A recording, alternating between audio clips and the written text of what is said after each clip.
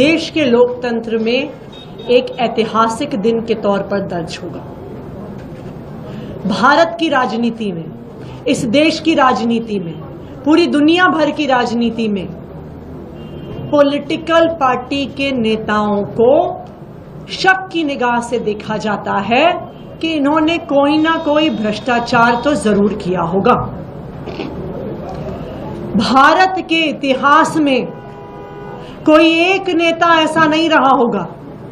देश के इतिहास में कोई ऐसा नेता नहीं रहा होगा, दुनिया के इतिहास में कोई ऐसा नेता नहीं रहा होगा जिसने इतनी हिम्मत दिखाई हो और जनता के बीच में जाके कहा हो कि अगर आपको लगता है मैं ईमानदार हूं तो मुझे वोट देना,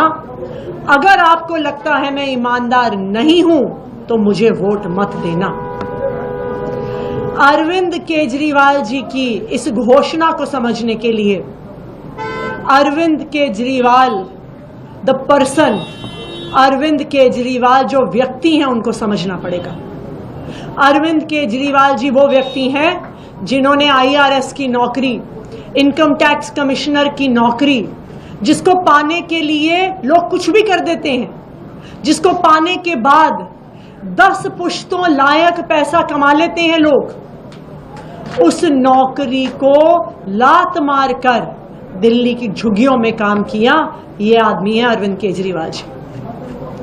अरविंद केजरीवाल जी वो आदमी है जिन्होंने जीरो से एक पॉलिटिकल पार्टी को खड़ा किया, भ्रष्टाचार के विरोध में खड़ा किया, और जब एक नई नवेली पार्टी चुनाव जीती और वो दिल्ली के मुख्यमंत्री बने, उन्होंने मुख्यमंत्री पद से सिर्फ इसलिए इस्तीफा दे दिया क्योंकि वो भ्रष्टाचार के खिलाफ कानून नहीं ला पाए जो वादा करके आए थे वो दिल्ली के लोगों का। अगर अरविंद केजरीवाल जी एक चीज है जो बर्दाश्त नहीं कर सकते हैं, वो है भ्रष्टाचार, वो है बेईमानी, वो है जनता के पैसे को अपनी जेब में डालना। जब ऐसे व्यक्ति पर भ्रष्टाचार का आरोप लगता है तो सोचिए उस व्यक्ति पर क्या बीतती है। सोचिए उस व्यक्ति को नींद कैसे आती होगी ये सोचकर कि शायद दिल्ली के वो लोग जिनके लिए मैं दिन रात काम करता हूं,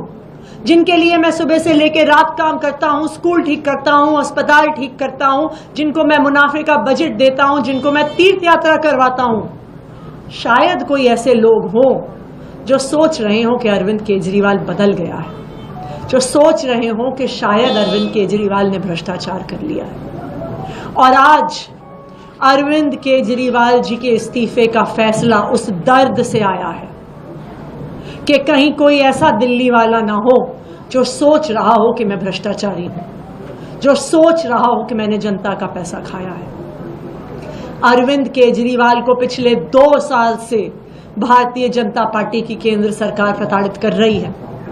एक के बाद एक केस, एक के बाद एक झूठे आरोप, कभी एक नेता को गिरफ्तार करते हैं, कभी दूसरे नेता को गिरफ्तार करते हैं, कभी एक झूठा आरोप लगा के बदनाम करते हैं, कभी दूसरा झूठा आरोप लगा के बदनाम करते हैं। पिछले 2 साल में हजारों रेड हो गई,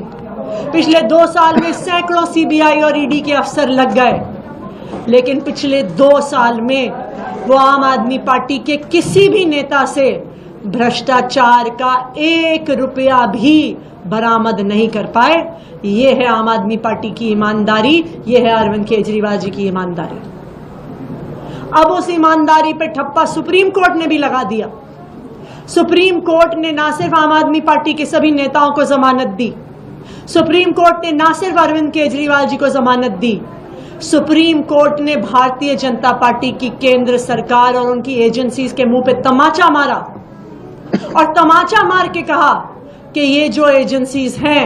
ये एक पिंजरे में बंद तोते की तरह हैं जो सिर्फ अपनी मालिक की आवाज में बोल रही हैं। सुप्रीम कोर्ट ने तमाचा मारा केंद्र सरकार की एजेंसीज को और कहा कि अरविंद केजरीवाल की गिरफ्तारी सिर्फ एक दुर्भावना से हुई है, उनको जेल में रखने की दुर्भावना से हुई है। सुप्रीम कोर्ट ने तमाचा मारा ये कह के कि केंद्र सरकार की एजेंसीज को स्वतंत्र होना पड़ेगा, उनको इंडिपेंडेंट होना पड़ेगा, उनके इन्वेस्टिगेशन को अबव बोर्ड होना पड़ेगा। ये आम आदमी पार्टी नहीं कह रही है, ये सुप्रीम कोर्ट ने कहा है। लेकिन अरविंद केजरीवाल जी के लिए सिर्फ सुप्रीम कोर्ट के शब्द काफी नहीं है। उन्होंने अपनी जिंदगी लगाई है दिल्ली के लोगों की सेवा करने के लिए, दिल्ली की जनता की सेवा करने के लिए, और वो तब तक चैन से नहीं बैठ सकते, वो तब तक मुख्यमंत्री नहीं बन सकते जब तक उनको भरोसा ना हो जाए कि दिल्ली की जनता उनकी ईमानदारी पर भरोसा करती है, दिल्ली की जनता उनको ईमानदार मानती है। और इसीलिए अरविंद केजरीवाल जी ने यह फैसला किया है कि जब तक दिल्ली की जनता उनकी ईमानदारी पर भरोसा नहीं दिखा देती, जब तक उनकी ईमानदारी पे जनादेश नहीं देती है, वो मुख्यमंत्री की कुर्सी पे नहीं बैठेंगे। मुझे लगता है कि इस कीचड़ भरी राजनीति में शायद ही कोई ऐसा व्यक्ति आया होगा अरविंद केजरीवाल जी की तरह, जिन्होंने कहा है कि मैं करूंगा ईमानदारी की राजनीति। तुम मुझ पर कितने भी झूठे आरोप लगाओ, तुम मुझे कितना भी कीचड़ उछालो, मैं साफ सुथरी राजनीति करूंगा और खुद साफ सुथरी राजनीति करके मैं देश की राजनीति बदलूंगा। और इसी के साथ हमने मांग करी है कि दिल्ली में जल्द चुनाव करवाए जाएं। नवंबर में महाराष्ट्र में चुनाव होने हैं, उसी के साथ साथ दिल्ली में भी चुनाव करवाए जाएं और इस चुनाव में